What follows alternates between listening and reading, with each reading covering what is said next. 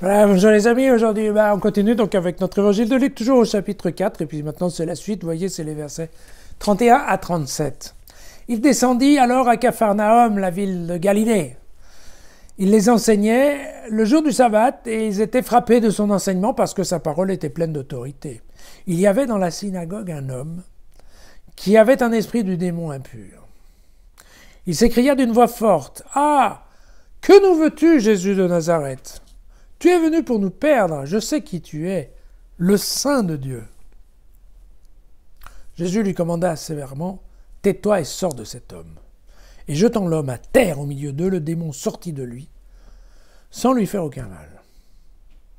Tous furent saisis d'effroi, et ils se disaient les uns les autres, « Mais qu'est-ce que c'est que cette parole ? Il commande avec autorité et puissance aux esprits impurs, et ils sortent. » Et son renom se propageait en tout lieu de la région. Voilà. Donc hier, c'était la première parole à Nazareth. Hein. Aujourd'hui, c'est le premier acte à Capharnaüm. Voilà.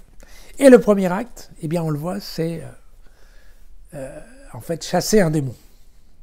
Voilà. Les démons, attention, hein, les démons, ça fait vraiment partie de la culture palestinienne de l'époque. Hein. Faut pas, on trouve la même chose chez les Grecs, qui parlaient des bons et des mauvais esprits. C'est pas quelque chose de... Nous, ça nous fait peut-être un peu sourire, mais à l'époque, ça faisait sourire personne. Hein. Et dans les textes en général, alors qu'on voyait globalement les anges hein, qui apparaissaient ici ou là à parler aux gens, en général, on ne voyait pas les démons, mais les démons habitaient au sein des personnes, dans le corps de certaines personnes, et on voyait bien dans le comportement de ces personnes qu'elles étaient habitées par Satan, en fait. Hein, voilà. Donc, en fait... et en fait, on se rend compte que ce qui est intéressant, c'est que Jésus parle aux démons, il ne parle pas aux personnes.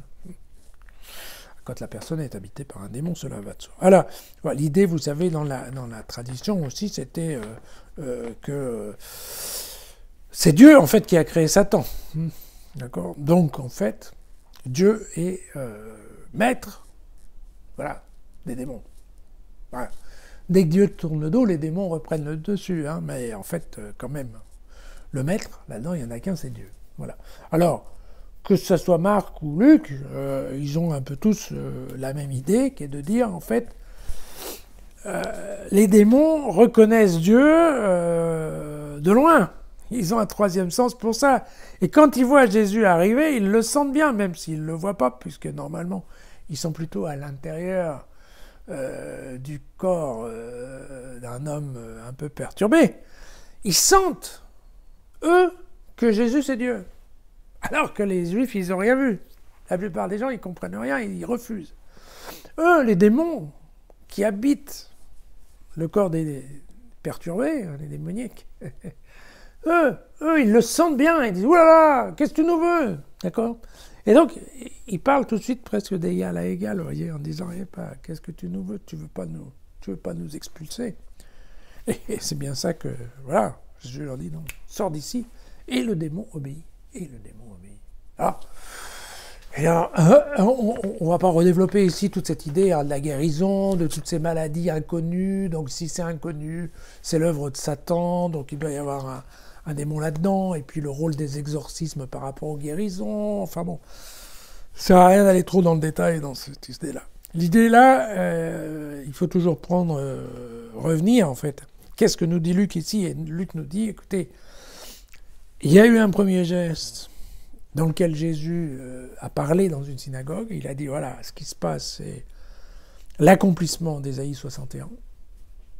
Donc, je vous envoie le Messie, c'est moi. Le serviteur souffrant qui va vous sauver, c'est moi. Et là, rejet.